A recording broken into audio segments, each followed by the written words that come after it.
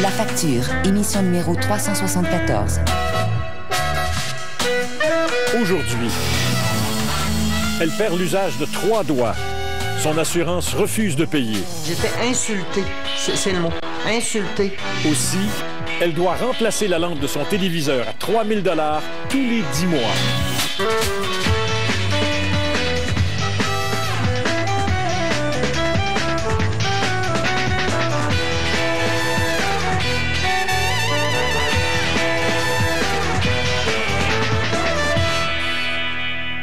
Bonsoir, bienvenue à La Facture. Quand on vous vend un produit d'assurance, est-ce qu'on vous dit tout?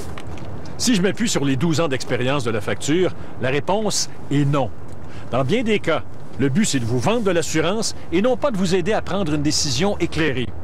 Vous savez, dans un contrat d'assurance, il y a certaines expressions, comme par exemple « perte d'usage d'un doigt ».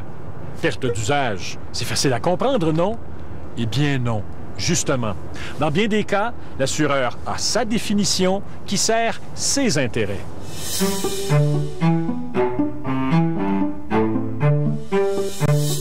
Muriel Cloutier est une femme active. Elle est directrice générale de la municipalité de Saint-Fabien. C'est aussi une grand-maman qui ne recule devant rien pour le bien-être de ses petits-enfants. Ici, c'est ma petite fille, Marianne. Elle a 3 ans. Elle a eu 3 ans le 16 janvier. C'est sa chambre à elle que je faisais avec du plancher flottant. Madame Cloutier est aussi une bricoleuse. Novembre dernier, elle n'hésite pas à utiliser son nouveau banc de scie. J'ai mis mon morceau comme d'habitude, puis il me semble que j'ai fait attention, mais je le sais pas, là, qu'est-ce qui s'est passé. Je peux pas vous dire c'est ça qui est arrivé, je le sais pas. Tout ce que je sais, c'est que j'ai senti comme un coup. C'est l'accident. Madame Cloutier se coupe 4 doigts. J'ai compris à ce moment-là que ce qui me venait de m'arriver était irréversible. J'étais certaine que mes doigts étaient finis. On l'amène à l'hôpital de Rimouski. Le chirurgien, il m'a dit « J'ai vu vos radiographies. » Puis je l'ai regardé, puis j'ai dit « C'est pas beau, hein? » Il dit non.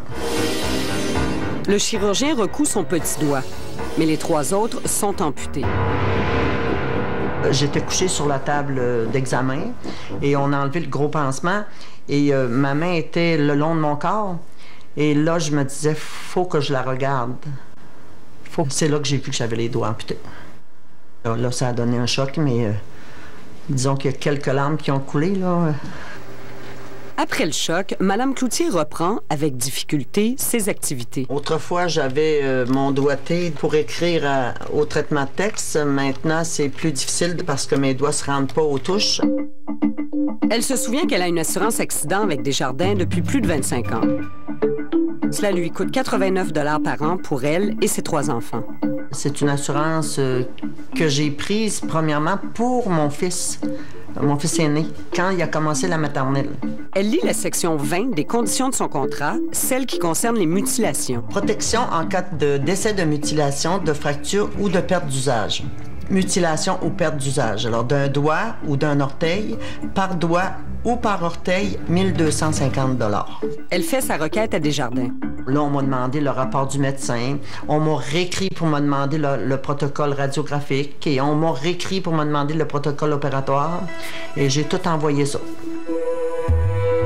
Le 23 janvier, Desjardins m'a envoyé cette lettre qui dit que les renseignements médicaux reçus ne nous permettent pas de conclure que la perte des doigts est totale et définitive au sens de la définition précisée au contrat. Dans la lettre, on m'a dit que la perte d'un doigt signifiait la perte du doigt et de toutes ses phalanges sans la perte de la main. Puis on m'a envoyé un chèque de 30 $ pour les fractures. Comment vous avez réagi quand vous avez reçu cette lettre-là et ce chèque-là? Très, très mal. J'étais fâchée. Très, très fâchée. J'étais insultée. C'est le mot. Insultée. Madame Cloutier est insultée et aussi très étonnée. Elle ne se rappelle pas avoir lu dans les conditions de son contrat que toutes les phalanges doivent être amputées pour qu'il y ait un dédommagement. C'est que cette précision n'est pas inscrite dans la section 20, qui concerne les mutilations, mais bien de l'autre côté du document, à la section 2.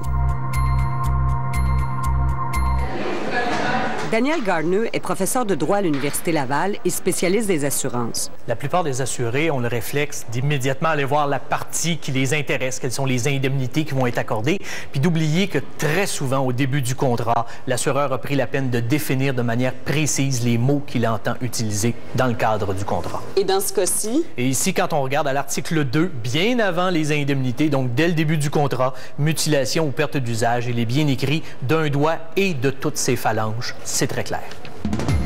Madame Cloutier a été amputée ici. Pour être indemnisée, elle aurait dû l'être jusque-là. Mais même si Madame Cloutier ne s'est pas coupé toutes les phalanges, elle considère quand même avoir perdu l'usage de ses doigts.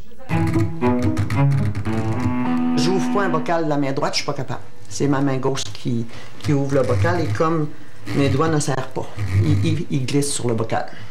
Le docteur André Cholet est chirurgien plasticien et directeur du programme provincial de réimplantation. Sans avoir vu la main de madame au moment de l'accident, juste sur cette radiographie-là, je peux vous dire que c'est un traumatisme important. La perte d'usage, c'est pas juste la perte de longueur ou la perte d'un segment, c'est vraiment toute la fonction. La fonction, c'est la sensibilité, c'est la motricité, c'est la dextérité. C'est beaucoup plus que juste le bout de doigt qui est perdu. Donc, pour vous, Mme Cloutier, elle a quand même perdu l'usage de ses doigts? Tout à fait. Oui, c'est sûr, de multiples doigts en plus. C'est certain qu'avec ce genre d'amputation-là, il y a automatiquement une perte de fonction et une perte d'usage, c'est sûr. Le majeur, quand il sera guéri, peut-être qu'il me servira à tenir les choses, mais pas à ramasser rien, parce qu'il n'y a plus d'ongles au bout, là. Madame Cloutier fait une demande de révision à Desjardins. Dans une lettre, elle exprime sa frustration de s'être fait dire que la perte de ses doigts n'était pas totale et définitive. J'ai répondu à Desjardins que j'accusais réception de leur lettre du 23 janvier courant et du chèque de 30 $ l'accompagnant. Et sarcastiquement, je leur ai ajouté que j'étais heureuse d'apprendre que la perte de mes doigts n'était pas définitive et que ceux-ci allaient repousser, parce que moi, j'étais convaincue du contraire. Alors, le 6 février 2007, Desjardins m'a répondu « Nous devons maintenir notre décision ». Et ils vous ont renvoyé un chèque? Oui, ils m'ont renvoyé le chèque de 30 $. Et qu'est-ce que vous avez fait avec? Je l'ai déchiré. Une assurance, on prend ça au cas où il nous arrive quelque chose. Et là, c'était comme me dire... C'est pas grave, là, tu t'es coupé les doigts, mais nous autres, on en déduit que t'as pas perdu l'usage de tes doigts, t'as pas perdu définitivement tes doigts. Les gens habituellement se sentent protégés quand ils contractent ce type de police d'assurance, mais il faut bien faire attention. La prime est généralement très basse, donc l'assureur, la seule façon qu'il a de rentabiliser le contrat, c'est d'avoir des définitions et des cas d'application très restrictifs. Finalement, les cas d'application où des indemnités intéressantes vont être versées sont extrêmement rares. Nous avons fait une demande d'entrevue chez Desjardins. Le lendemain, revirement complet de situation. Mme Cloutier reçoit un téléphone de Desjardins l'informant qu'on va finalement lui verser 3 750 $. Desjardins refuse de nous accorder une entrevue. Quelques jours après, Mme Cloutier reçoit le chèque de Desjardins accompagné d'une lettre. On y lit qu'elle est dédommagée de manière exceptionnelle puisque sa condition ne répond pas à la définition de mutilation ou de perte d'usage. Un mot sur Herminie. C'est quand même un handicap, je veux dire, avec lequel je vais falloir que j'apprenne à vivre. Regarde. Lisez et relisez vos contrats d'assurance avant de les signer. Dans le cas de Mme Cloutier, le contrat était clair. Mais que se passe-t-il quand il n'y a pas de définition précise d'un terme? Le Code civil du Québec prévoit qu'en cas d'ambiguïté, le contrat doit être interprété en faveur de l'assuré. Le législateur a décidé que puisque c'est l'assureur qui rédige le contrat, c'est à lui de faire en sorte qu'il n'y ait ni doute ni ambiguïté.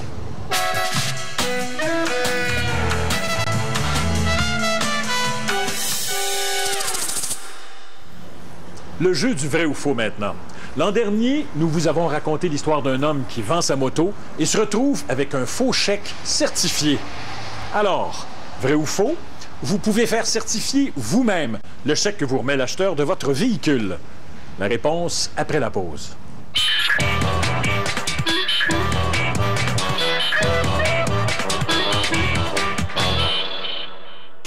Malgré ce qu'on pense parfois, un bon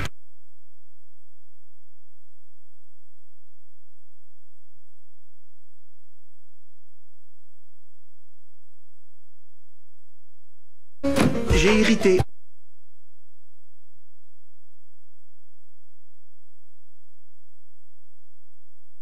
Cette année? Marché noir du Québec aussi offert. Moi, je demande 2500. Moi, le plus haut que j'ai vu, c'est 10 000. Méthode presque infaillible. Tout d'un coup, ça tombe pas enceinte. C'est un risque, c'est comme aller jouer au casino. Le marché de l'infertilité à enjeu, mercredi 21h à Radio-Canada.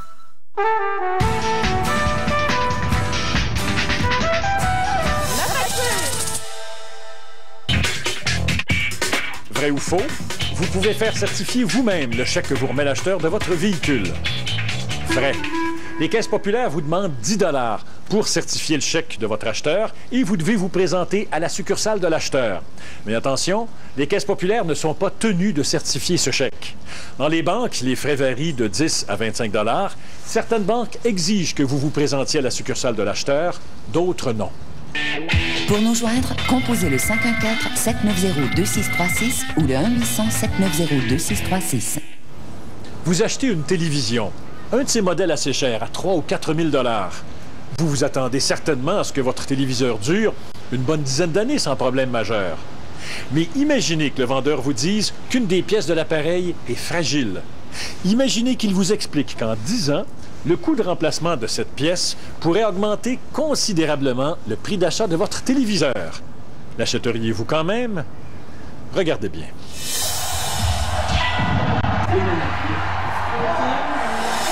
J'étais en octobre 2004. En juin 2005, la première lampe, elle a brûlé. Donc, la première fois, ça s'est passé à peine un an plus tard? À peine. Quelques 9 mois environ, là. C'est charmant ici.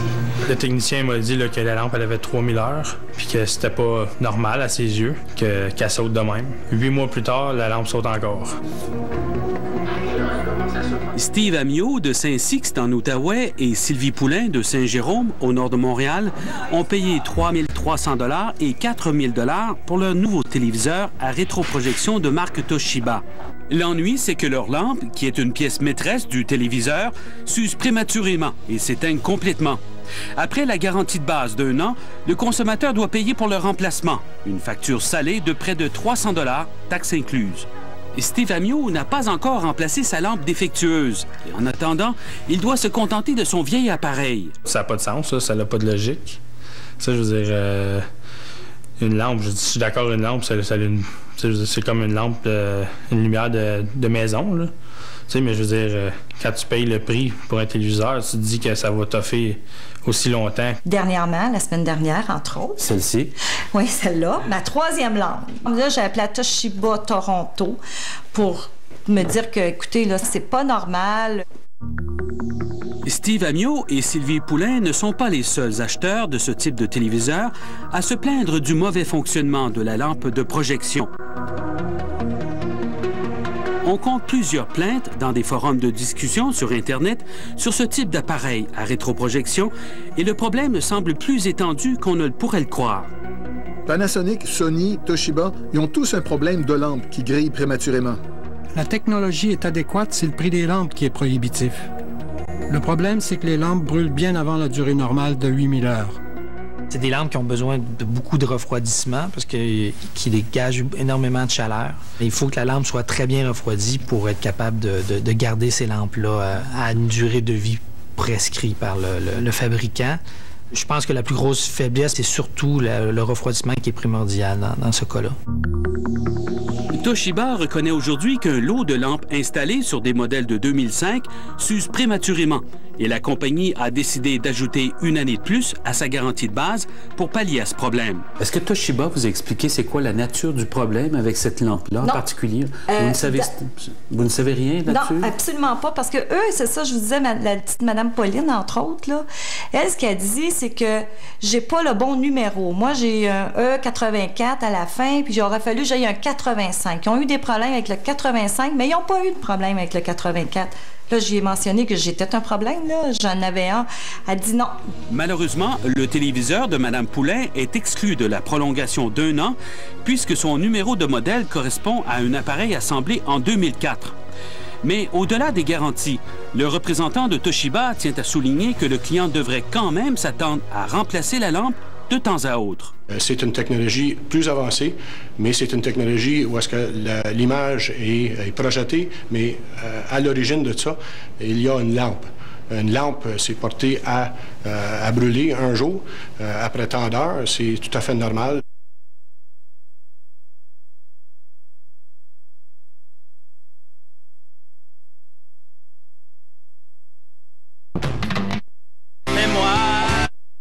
Perdre ses cheveux. Hey.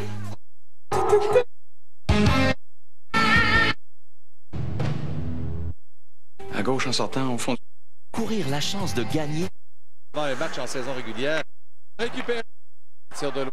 Au Bruins, le Canadien qui pense parfois. Lors de l'achat de l'appareil. Vous avez lu les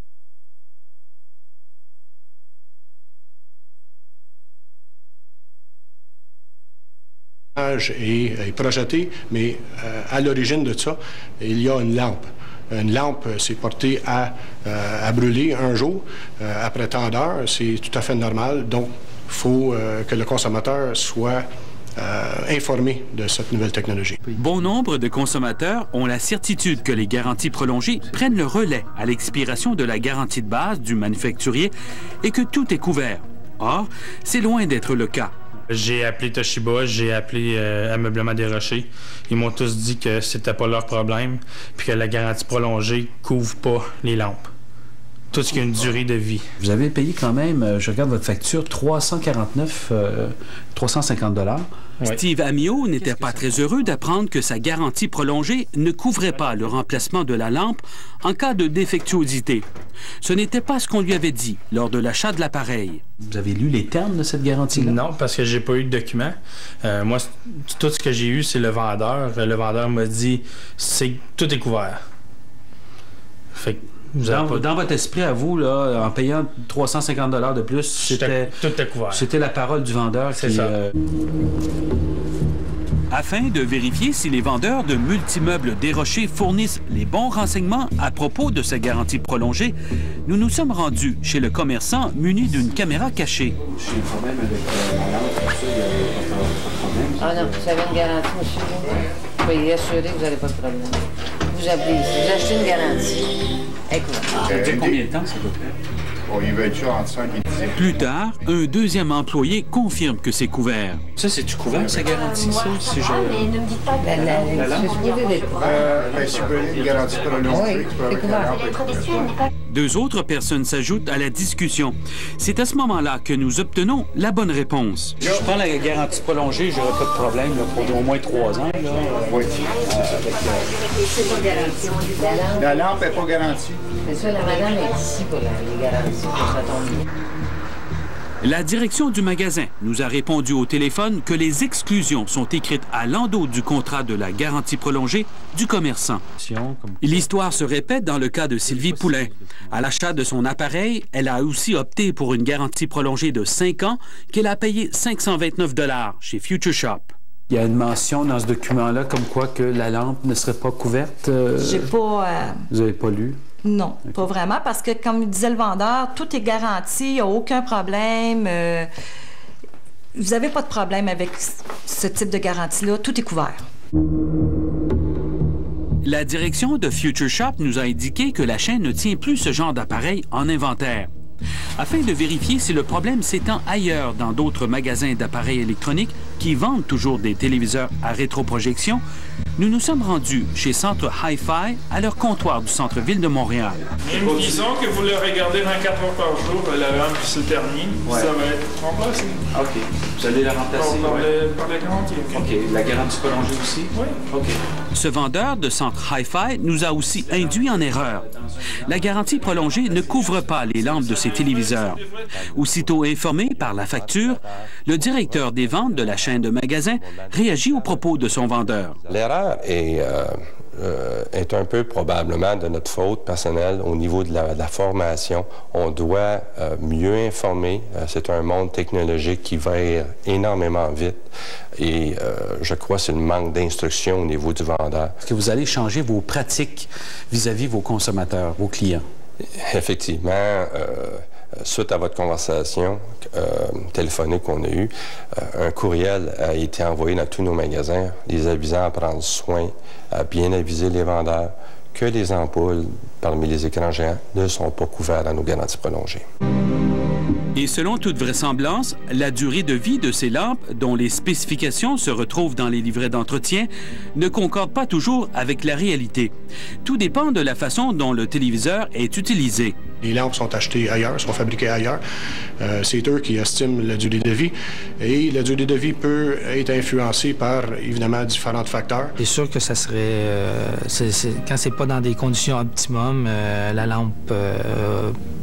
on peut parler d'une durée de vie facilement de la moitié de ce qui était prévu à ce moment-là. Si je regarde ma moyenne, c'est à peu près entre 8 et 10 mois. Donc, c'est sûr, genre dans 10 mois, si on se revoit, je vais peut-être être rendue à ma 4e lampe.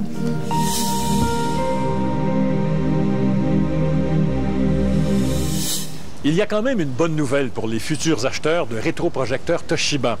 La compagnie devrait annoncer sous peu un programme de subvention pour le remplacement à coût réduit de ces lampes.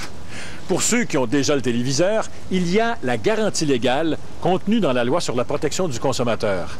On peut penser, sans trop de risque de se tromper, qu'un juge des petites créances trouverait anormal qu'un téléviseur payé 3 ou 4 000 $ devienne hors d'usage 10 mois après son achat.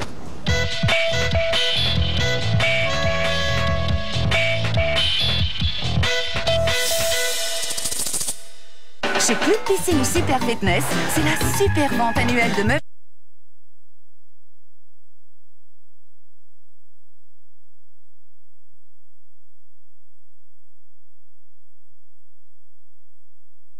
Début de la commission d'enquête.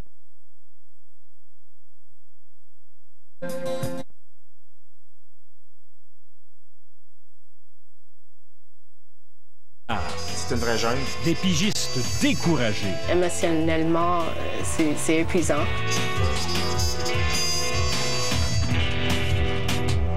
La question de la semaine maintenant. En décembre dernier, M. Pouliot de Québec nous écrit pour nous parler de la dernière promotion de Planters, la marque de distributeur de noix bien connue. Planters offre un nouveau format géant de 275 grammes de noix d'acajou pour le même prix. Le problème, c'est que l'ancien format de noix d'acajou contient lui aussi 275 grammes. La seule chose qui est géante serait-elle l'intention de Planters de nous jeter de la poudre aux yeux? C'est sûr, c'est avantageux, c'est plus gros, puis c'est le même prix, donc... Elle est plus attirante, la grosse, hein? C'est plus économique d'acheter le plus gros? Maintenant, format géant pour le même prix, mais je regarde les chiffres, c'est 275 grammes. 275 pareil. Ouais, ça donne l'impression qu'il y en a beaucoup plus, même si c'est la même quantité. Ça s'appelle du bon marketing. Ils pensent qu'on va penser qu'il y a une différence, mais il n'y en a pas. Ben, celui-là il est plus attirant que... Tu fais des plus attirants, mais il y a la même quantité. La réponse de Planters, je vous le donne en mille.